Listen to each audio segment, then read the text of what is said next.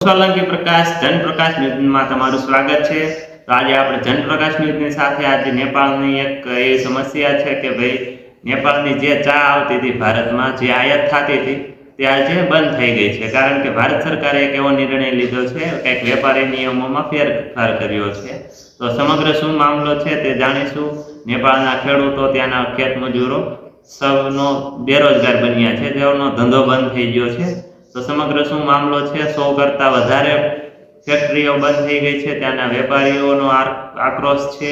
નેપાળ સરકાર હવે આની ઉપર શું નિર્ણય લેશે, તો આપણે સંપૂર્ણ માહિતી આના ઉપર જાણીશું। ભારત સરકારે શું કામ આ નિર્ણય લીધો છે કે આ ચા શું કામ આયાત નિકાસ બંધ કરાયો છે, નેપાળથી ચા શું કામ નથી લેવામાં આવતી, અને શું આખો સમગ્ર મામલો છે આપણે આ લોંગ વિડીયોમાં જોઈશું, તો અંત સુધી જોડાયા રહેજો। આંતરરાષ્ટ્રીય વેપાર સંગઠનના આ નિયમોમાં ફેરફાર કરવામાં આવ્યો છે કે ભારતે નિર્ણયો બદલાવ્યા છે, વેપારી નિયમો બદલાવ્યા છે। વેપારમાં જે નેપાળથી આપણા ભારતમાં ચા આવતી હતી તો તે હવે આયાત નિકાસ બંધ થઈ ગઈ છે, કારણ કે નિયમો બદલાવી દીધા છે અને નેપાળમાં 100 કરતાં વધારે ફેક્ટરીઓ બંધ થઈ ગઈ છે। તેનાથી નેપાળના કર્મચારીઓની નોકરી જઈ રહી છે। નેપાળમાં ચાનો ઉદ્યોગ છે તેની ફેક્ટરીઓ ઘણી બધી બંધ થઈ ગઈ છે, અથવા તો થોડાક સમય માટે બંધ કરી દેવામાં આવી છે। તો આપણે આના વિશે હજી આગળ માહિતી મેળવીએ। નેપાળનો આખો ચાનો ઉદ્યોગ બરબાદીની આરે આવી ગયો છે। તો કે ભાઈ આપણે એમાં મુખ્ય શું છે ને તે છે, મુખ્ય બાબતો શું છે કે ભારતનો મોટો નિર્ણય શું છે કે ભારતે ચાની આયાત માટે નવા કડક નિયમો લાગુ કર્યા છે। તો કે ભારત જે નેપાળમાંથી ચા આવતી હતી તેના માટે કડક નિયમો ચાલુ કરી દીધા છે કે ભાઈ આયાત માટે કડક નિયમો લાગુ કર્યા છે। નેપાળમાં ચા બ્રેક, તો કે ભારતમાં નેપાળથી આવતી ચાની આયાત સંપૂર્ણ રીતે અટકી ગઈ છે। જે નેપાળમાંથી ભારતમાં ચા આવતી હતી તે સંપૂર્ણપણે અટકી ગઈ છે। ઉદ્યોગ થયો ઠપ, નેપાળનો ચા સેક્રેટ ધારાશાહી આર્થિક રીતે સંકટમાં। તો કે ભાઈ નેપાળમાં જેટલી પણ ફેક્ટરીઓ હતી, ચાનો ઉદ્યોગ હતો તે ઠપ થઈ ગયો છે, બંધ થઈ ગયો છે, અને નેપાળનું આર્થિક સંકટમાં છે આર્થિક રીતે। 100 કરતાં વધારે ચાની ફેક્ટરીઓમાં તાળા લાગી ગયા છે, કારણ કે ત્યાંથી ચા ખરીદવામાં નથી આવતી ને ચાનો સ્ટોક ફૂલ થવાને કારણે 100 કરતાં પણ વધારે નેપાળી ચાની કંપનીઓ બંધ થઈ ગઈ છે।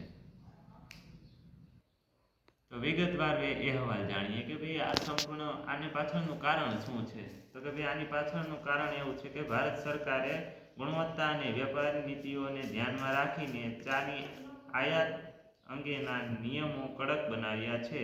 આ નવા નિયમોને કારણે નેપાળથી ભારત આવતી ચાને આયાત પર બ્રેક લાગી ગઈ છે। નેપાળના તેના ચાના ઉત્પાદનનો એક બહુ મોટો હિસ્સો ભારત નિકાસ કરતું હતું, પરંતુ આ નવો નિર્ણય નેપાળી ચા ઉદ્યોગ માટે કાળઝાળ સાબિત થયો છે।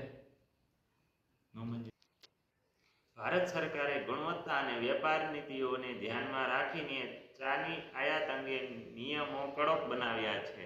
કે ભારત સરકારે એ વિચાર્યું છે કે ભાઈ ગુણવત્તા શું છે અને વેપાર નીતિઓને ધ્યાનમાં રાખીને નિયમોમાં ફેરફાર કર્યો છે, કડક કર્યા છે।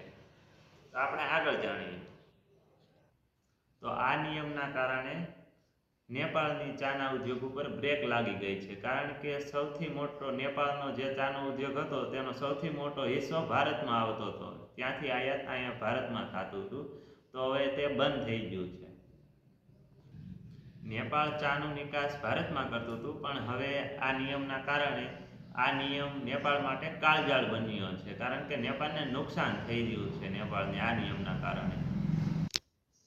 સ્થાનિક અહેવાલ અનુસાર નિકાસ એકાએક બંધ થવાને કારણે ચાનું માર્કેટ સંપૂર્ણપણે તૂટી ગયું છે। સ્થાનિક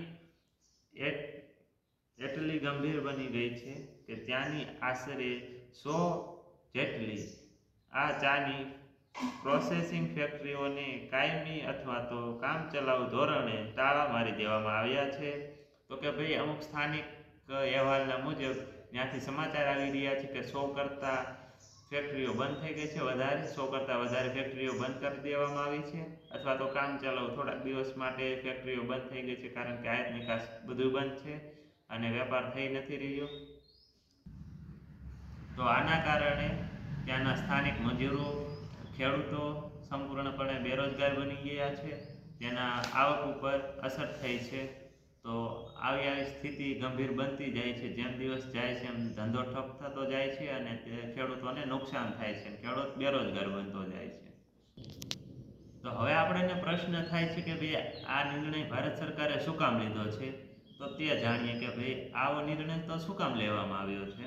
તો કે ભાઈ નિષ્ણાંતોનું એવું માનવું છે કે ભારતે આ પગલું સ્થાનિક ચાના ઉત્પાદકો માટે, કે જેમ કે આસામ, દાર્જિલિંગના ચાના બગીચાઓના હિતોમાં રક્ષણ માટે ગુણવત્તાના ધોરણે જાળવી રાખવા માટે લીધેલું છે. તો કે ભાઈ આપણા ભારતમાં જે ચાનું ઉત્પાદન કરે છે તે ખેડૂતો માટે આ નિર્ણય લેવામાં આવ્યો છે. પરંતુ બીજી તરફ આનાથી નેપાળને અર્થતંત્રને મોટો ધક્કો લાગ્યો છે, કારણ કે ભારતનું તેનું સૌથી મોટું બજાર હતું.